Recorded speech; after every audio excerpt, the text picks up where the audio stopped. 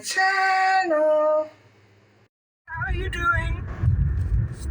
It's 6:30 p.m. and I'm on my way for my walk. Um, my little plan of getting a lot of walking in before the summer just went kaput. Um, it's so hot that I'm back right into my old summertime routine. And so right now I'm on my way to pick up a couple of things for my soup tonight. But other than that, I'm just going to go out walking. And because of daylight savings, I'm not in a rush. So it does feel good to get back into this summertime routine, but it is so hot in my condo. My poor cat is suffering. I considered taking her out with me, but she's very uncomfortable because the air conditioner is not on, and so she's gonna just get overheated anyway. So anyway, I'm going to pick up a few things and then I'm on my way for the walk.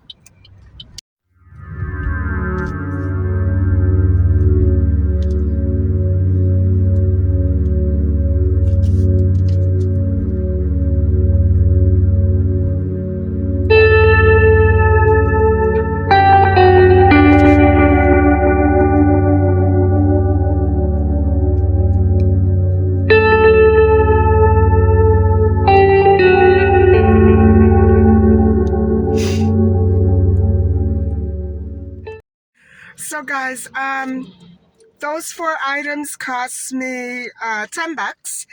And I don't want to buy too much because I'm anticipating starting the lemonade cleanse in a couple of weeks' time.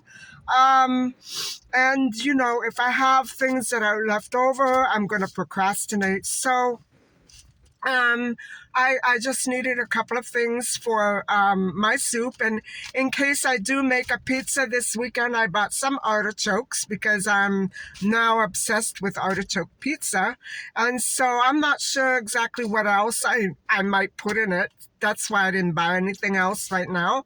But I do have an awful lot of ingredients already. So we're almost all set for the weekend, but I need to get my walk in, and so I'll see you there.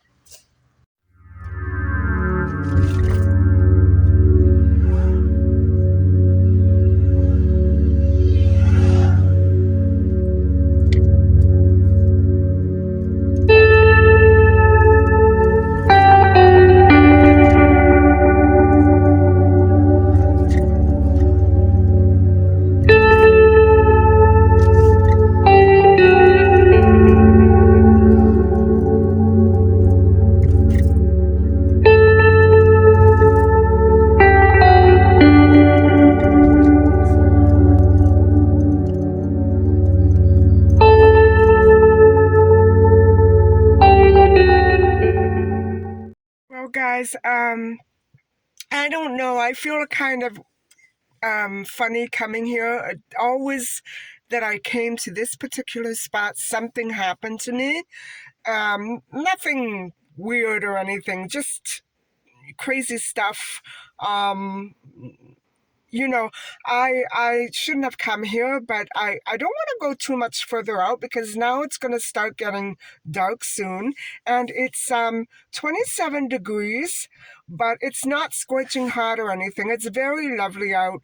And so what I wanted to say was I'm not going to speak and walk with the camera on my face at the same time. So if I have to say something, I'm going to focus away from my face. And so you may hear music, you may hear me. I don't know. We'll have to see how this goes. It's 7:30, and so I'm only going to make it maybe a couple of times around the block. Usually something happens, and then I have to get in my car and drive somewhere else to finish the walk because it's not that safe here. Even though it's crowded, it's not that safe. Main reason being there's a lot of tourists that come here, and they try to target wealthy property owners and just people in general like me. So it is kind of a risky place, but it's beautiful out here. So let's go for a walk.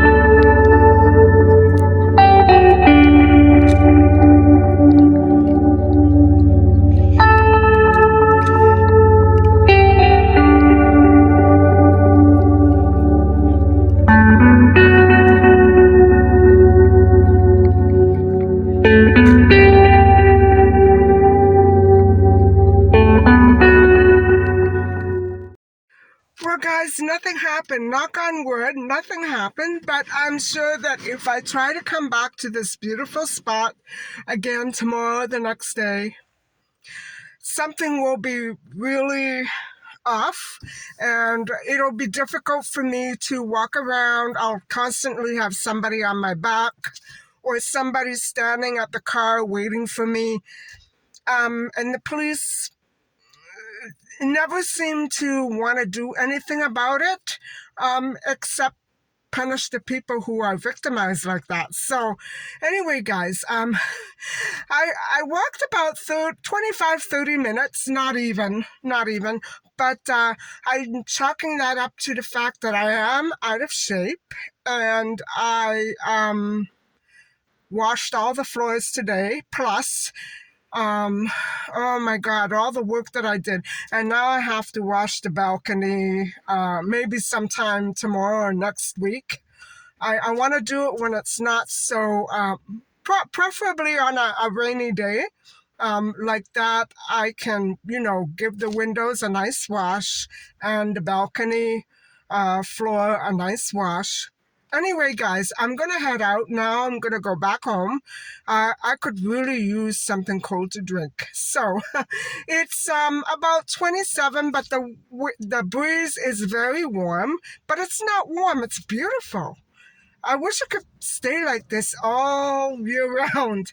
Not too hot, not too cold. It's just perfect. Anyway, guys, I'm going to push off now, and I'll see you back at home. Um, so I'll see you back at home.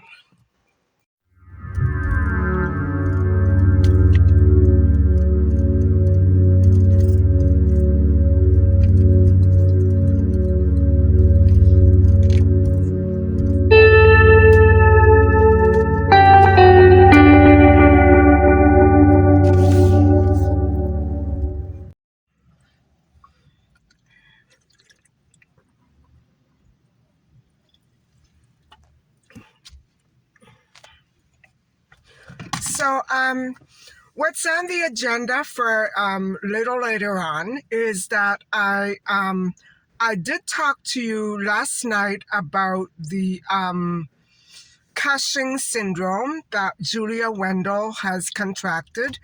Um, And you know, I'm still up in the air about that one. I think I may do another episode. Coming up in a few episodes will be a discussion on the missing child or abandoned child syndrome, which must be much more common than we would expect it to be. I imagine there are many people like Julia walking around feeling displaced for some reason or another. Um, Tonight, I am going to speak more on the case of Tracy, and how she was discovered, what happened, and I'm hoping to wrap it up tonight. But there was so much involved in the crimes that took place after that, all in that area. So much involved that I don't know if I can get through it, but I wanted to, bring it up and address it. But so that's what's on the agenda um, tonight. And that's Tracy um, Kundinger. Yes, Kundinger. And so, it's a sad case. And I don't know much about her anyway, but we'll talk more about that later on. So that'll be probably after or during I make my soup, the time that I make my soup. Anyway, guys, it's a no makeup day. I'll be heading home now, and hopefully I won't have problems because it's probably going to be dark in about a half hour. I always have problems in the summertime going home. So anyway, I'll talk to you later on. Bye bye.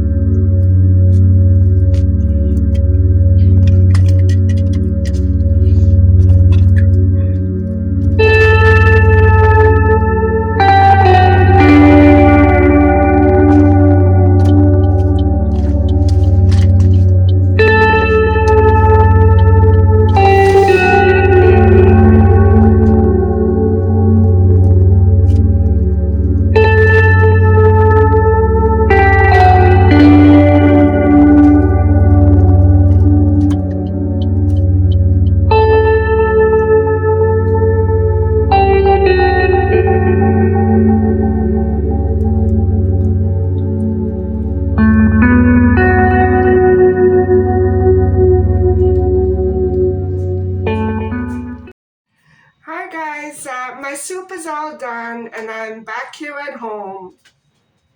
And I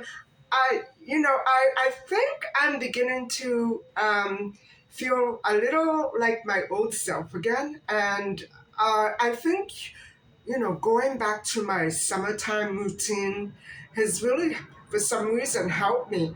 I had a nice, peaceful, relaxing walk. Um, Nothing happened. Nothing happened. Of course, I had the camera right there ready in case something did happen, because usually in that area it does. But I am feeling so tired and achy because of all the housework I did today. And I should have known better than to choose a very warm day to start my spring cleaning, but I couldn't handle the dirty floors anymore. It's been over a week since I washed the kitchen floor at least. And, my cat's litter room, I had to clean it all out. Anyway, next week I have to do my curtains, and I have to do the balcony and the windows and the floor. I have a lot of work ahead of me, but I have to make sure that I get all of my other little official errands done, you know, by a certain date, and then I can start doing that cleaning.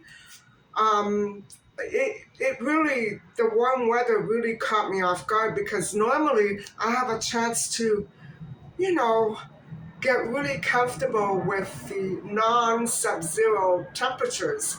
Last week it was below zero, guys. this is not normal. And I really dislike it. I don't like this no existence of spring anymore.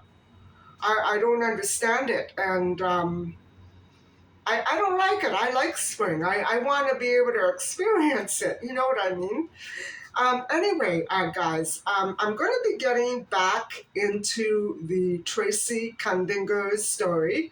Hopefully, I can finish most of it tonight because I have to go through a few more incidences that followed this crime. It was unbelievable. And now I realize why I was having so many problems while I was, growing up. Growing up, I mean going out of my teens and into my 20s. That is what I meant. I was terrified. I wouldn't take the bus as a teenager. I was just so spoiled and I was very terrified. I wouldn't get on a public transit bus. No way. Um, if there were no cabs around, I would just not go anywhere. Um, my parents did take me to and from private school, and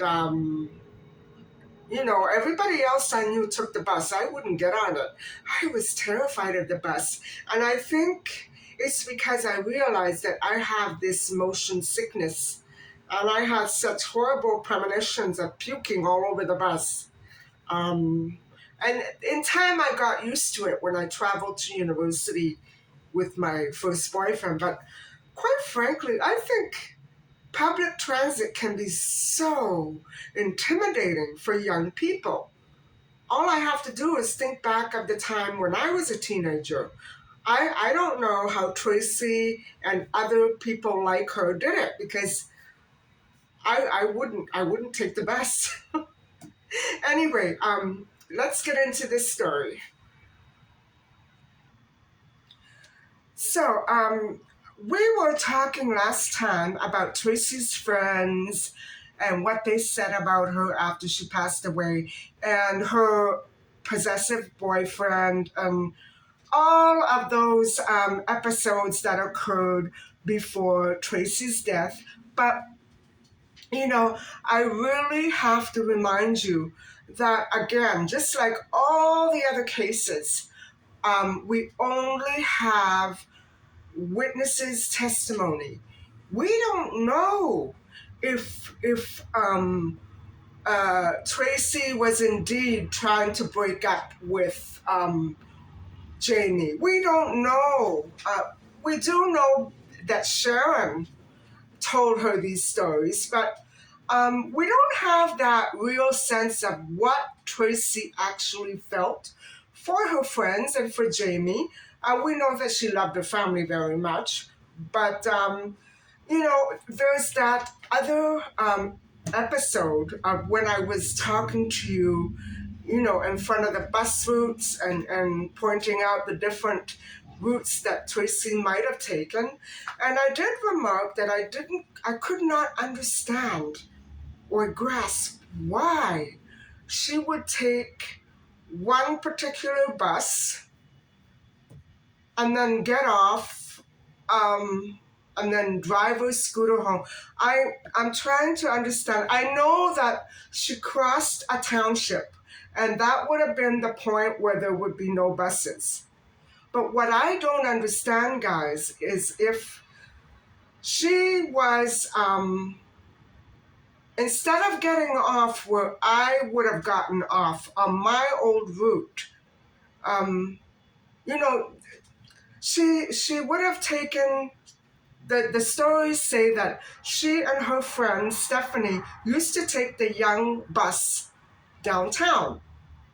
Okay, this is what I'm saying. Now that young bus goes to the Finch subway.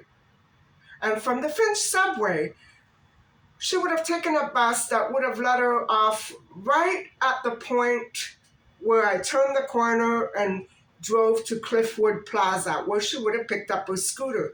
Now, what I don't understand is why she would have approached it from the other side. It might have, again, had something to do with scheduling. I'm not sure, but it seems like a strange roundabout way to get to where she needed to be, because my subway stop would have been much closer, I think, than her subway stop, than her bus stop. I'm not getting too clear on that.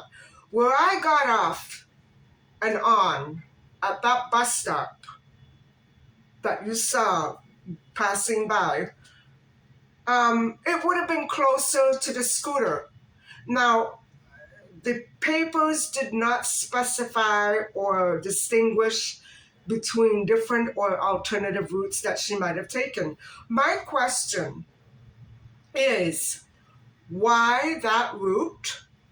Was she meeting up with friends on a regular basis at that mall? I know that there was a convenience store and it's still there. Um, Other than that, guys, it would have been pretty remote at 11 o'clock at night. So I'm trying to figure out if she had some other reason for taking that route, which might have eventually led to her death. Uh, that's why I'm asking, because it doesn't seem that anybody else has clued in on that, except for me, because I know the area so well, and I know those routes very well. And so I can tell you right off the back that the bus route that I would have chosen would have been much closer or much easier. Maybe I'm wrong, um, but I didn't see how she could, choose that route. I'm flabbergasted, and it just didn't make an awful lot of sense to me. But maybe I'm just missing the point. Anyway, on August the 20th, 1975, at 10 p.m., which happened to be a Wednesday, I believe, Tracy clocked out from her job at the Ottawa Indoor Pool on Parliament Street in Toronto. And so Tracy was reported to have been wearing a blue jean jacket, a denim jacket, and I had so many of them myself, over a white t-shirt, blue jeans, and a pair of white shoes. Now, if they were sneakers or what, I don't know. And I think I mentioned before, if we do have a look at the map that I gave you from the Emmanuel Jack's case, you will see that that is precisely 2 years before it happened to Emmanuel, but right in that area, he was murdered. Right around the corner. So I'm wondering what the heck is going on there. So, the only other passenger, as I said, was a young man, 22 to 24 years old, who got off with her at that bus stop, the second one that I showed you. And he was between 175 to 180 pounds with sandy, wavy hair up to here and a white denim jacket and jeans.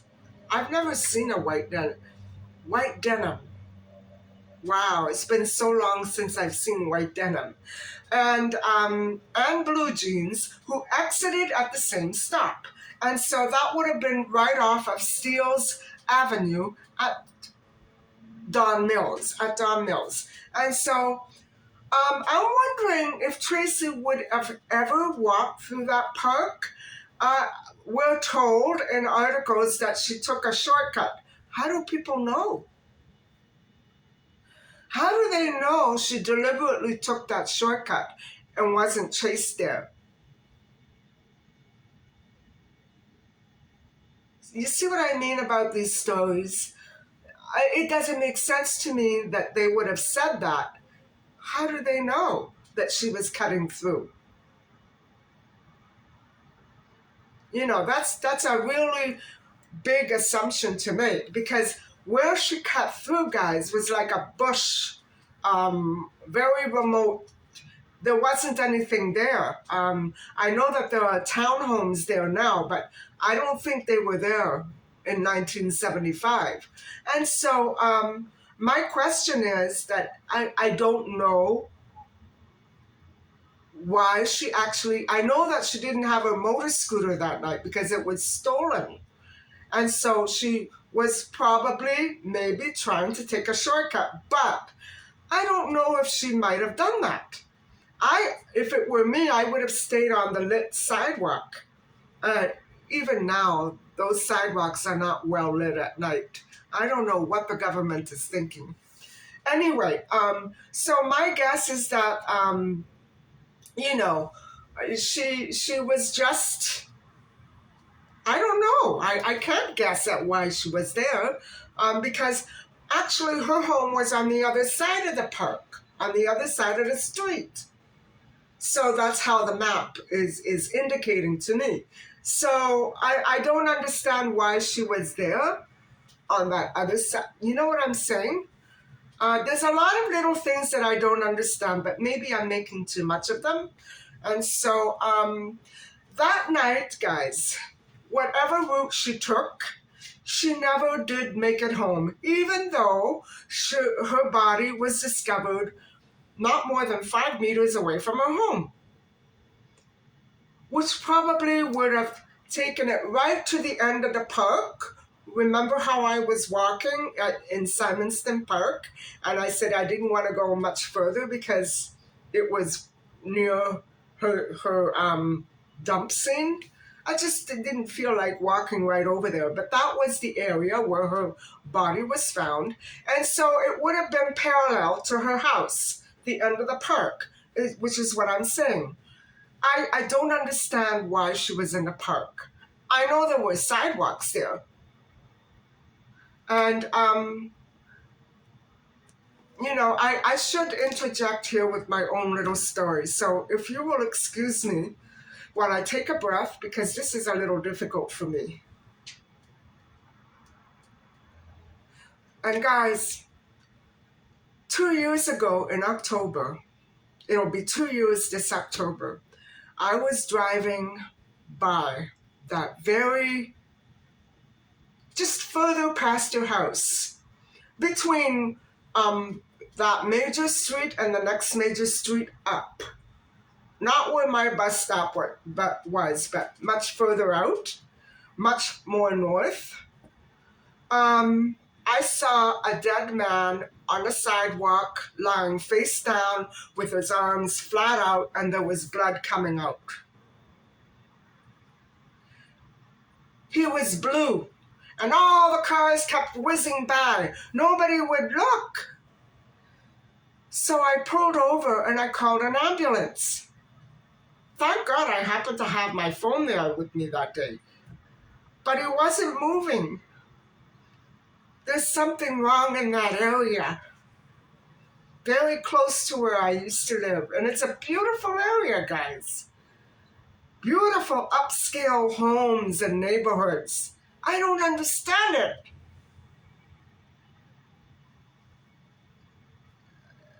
I just don't understand who could have hurt him, who could have left him like that. It was an older man with dark skin. He must have been in his 70s. I didn't get a good look at his face because he was lying face down, but I could tell that he was elderly. Somebody must have come along and knocked him over or shot him, I don't know. Oh my God, and I was horrified. I didn't hear anything about it in the news, even though I waited and I waited and I looked and I looked. Nothing was said about him. I'm sure there was some sort of foul play, because a man doesn't just fall down and start bleeding for nothing.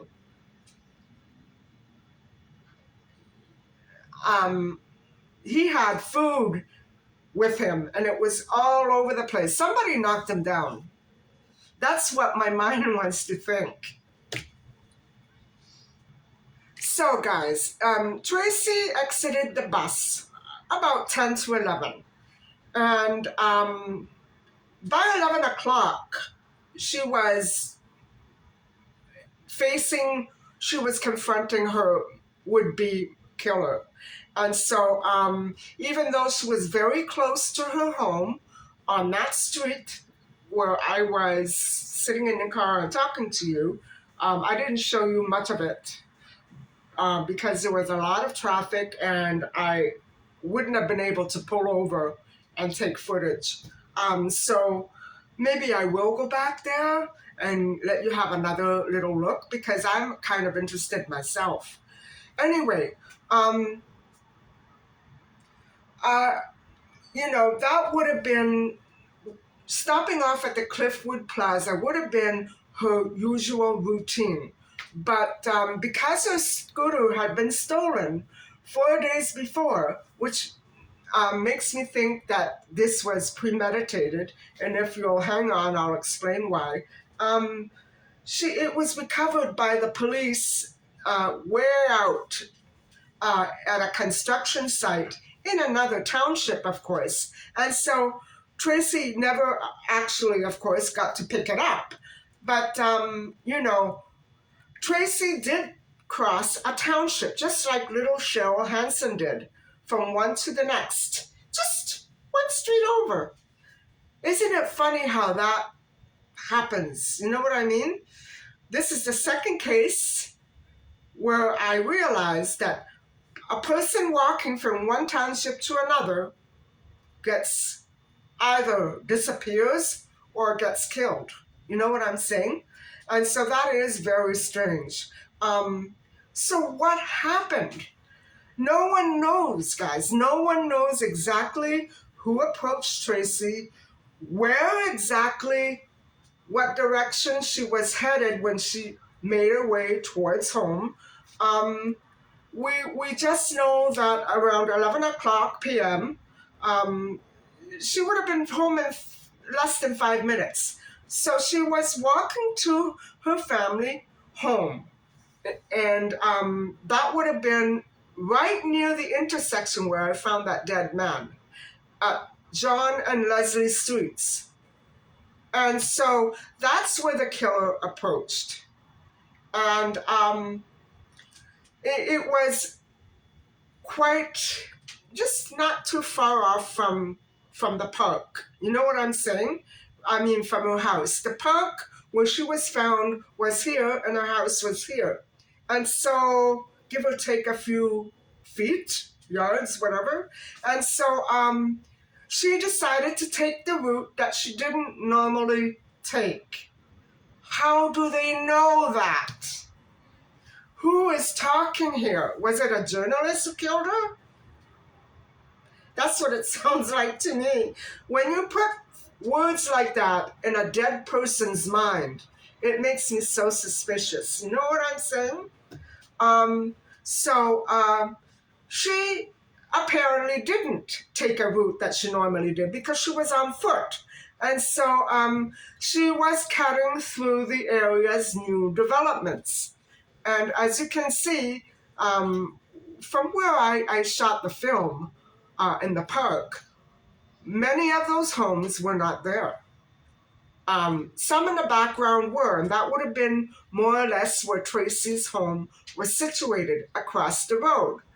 And so when my image of the dump site for Tracy, it does show her neighborhood in the background. And so, my guess is that, a construction worker took the bike if he worked near that construction site. Whoever it was, because the bike, her motor scooter, was dumped off at a construction site.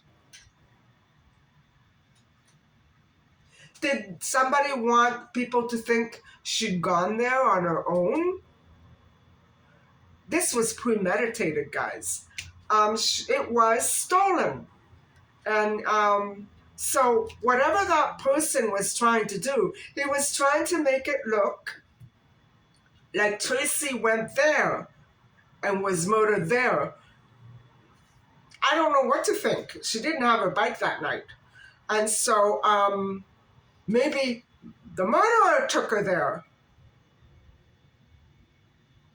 and then brought her back to the park. Who knows what happened?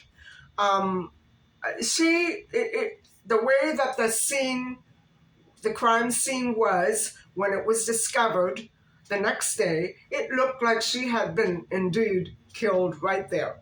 And so we have to just take everybody's word for it. So Tracy was attacked and strangled to death, but not attacked in a way that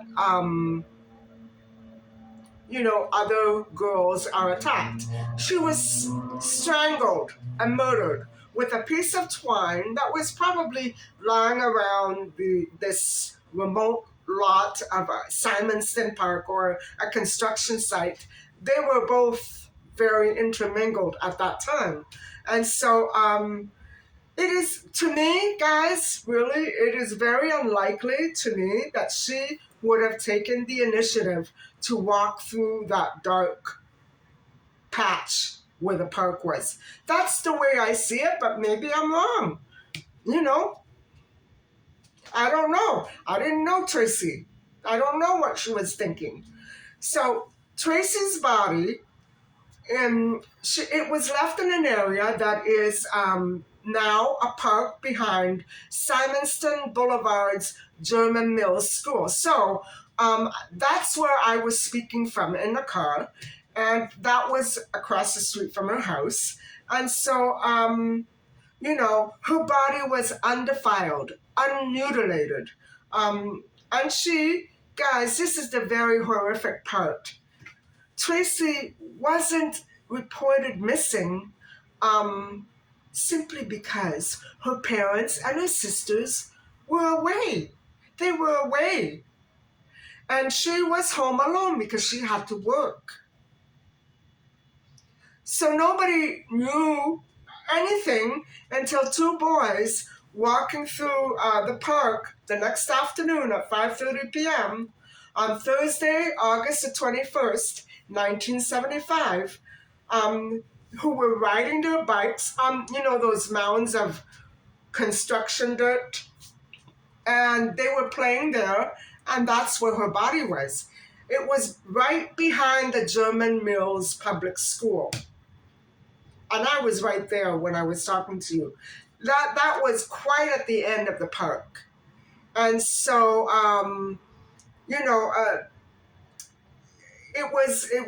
she was just an 18-year-old girl, lifeless on the ground in the dirt, just like that. As far as I know, she was clothed. But it seemed to me, and everybody else as well, that there was no apparent motive. That's what makes me think that maybe, guys, it may have been a woman. The twine. I'm thinking it's more of a female, unless that man getting off the bus was actually a female. You know what I'm saying? My mind always goes to the most unlikeliest things because normally that's the truth. Things are not always what they seem. And to me, it seems as though the murder was committed perhaps by a female. Because there is a certain sort of premeditation. And I'm sure that her friends knew that her parents were not there. I'm sure that her friends at work or at school knew about the motor scooter and her riding it to home, like from the Cliffwood Plaza to home after work. They knew things like that. It could have been anybody close to her. So after her murder, hold on, I want to see how long I've been talking. Okay, guys, just a few more minutes. After her murder, the York Regional Police launched a massive investigation designed to identify and target the individual responsible. But also, they had another task at hand. They had to calm down a community very shaken by this case is very unusual and non-typical details.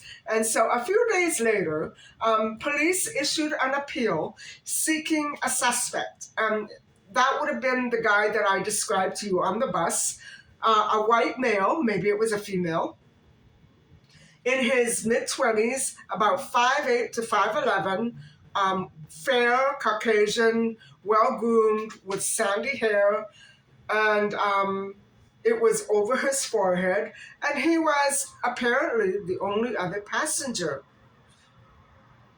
So that's creepy. And actually, they got off the same stop at 10:50 p.m. So, guys, it's creepy because how could it not be solved? That's why I think it wasn't a guy.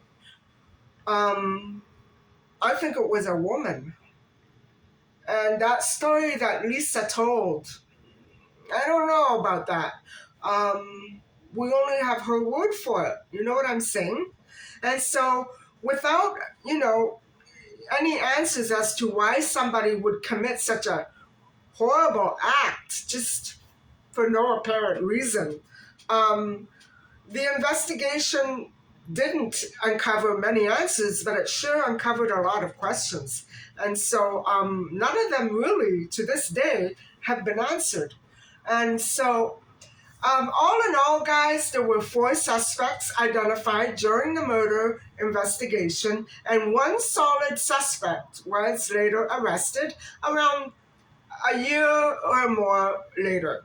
And so he was charged with the slaying of Tracy Kundinger. And, their reason was because that he was interested in the case. I'm interested. Are they going to come and arrest me too? I'm interested too. It's scary. But no, he had a history of mental health issues.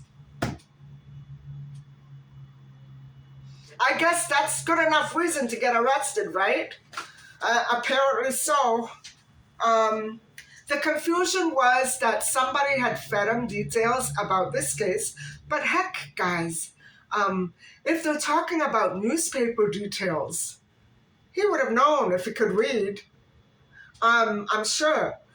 But in 1977, it was discovered that it wasn't him. I think the details that he knew were more private. And so this is what I mean. There aren't too many details that are published. That's why the case sounds weird. And so it was a former police officer who had been talking to this gentleman, and I'm not going to name him. And that's how we knew. But God, the thing is, there was only DNA under Tracy's fingernails. There wasn't anything else. And so because they're looking for a male, maybe it was a female. What I'm saying is they could have, they don't know. We don't know. You know what I'm saying?